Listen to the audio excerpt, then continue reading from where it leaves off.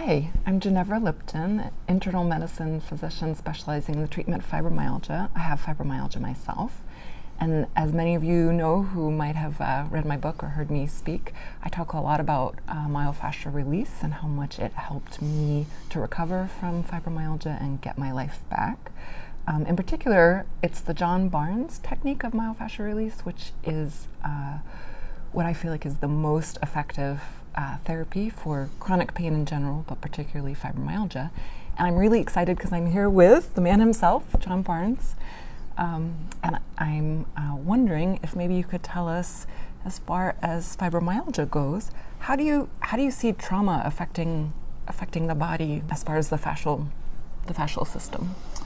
Yeah, what happens from trauma, and it can be physical and or emotional too.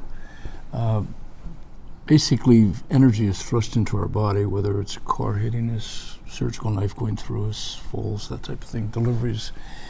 Our American way of delivery is very unnatural too, so a lot of women aren't necessarily traumatized. And emotional trauma can wreak havoc upon us too. So that basically, if you can imagine energy going into your body, we have a natural energy that keeps us alive. Healthcare kind of ignored that. And so what happens is this energy, we're basically, the fascial system is a three-dimensional web.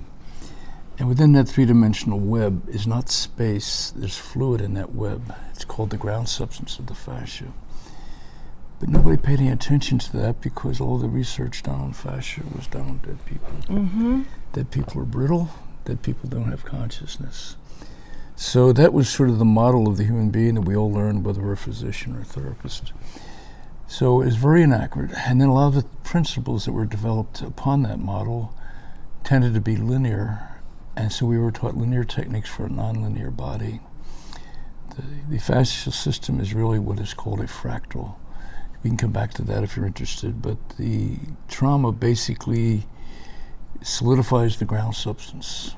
And then what happens is it becomes more and more viscous, especially with fibromyalgia, because it can happen slowly over time. Yeah.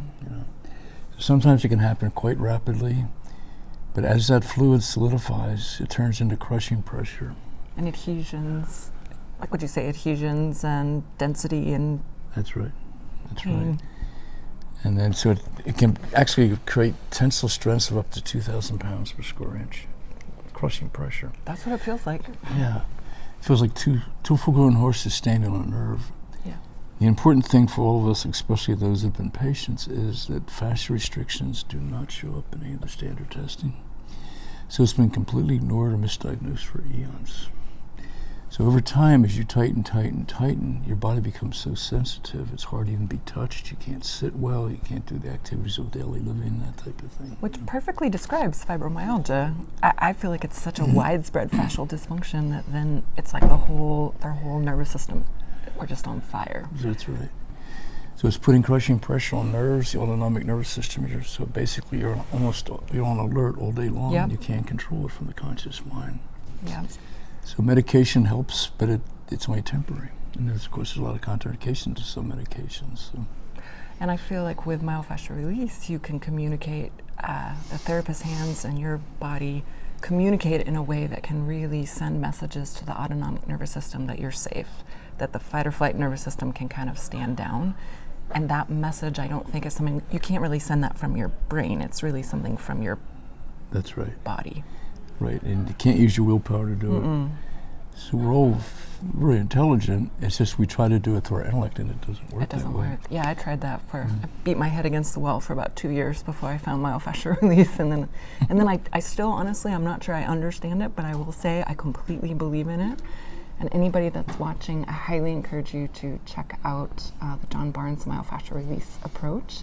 And probably the best website would be myofascialrelease.com, or if you're looking for a therapist, mfrtherapist.com. Thank you so much for taking the time. Thank you.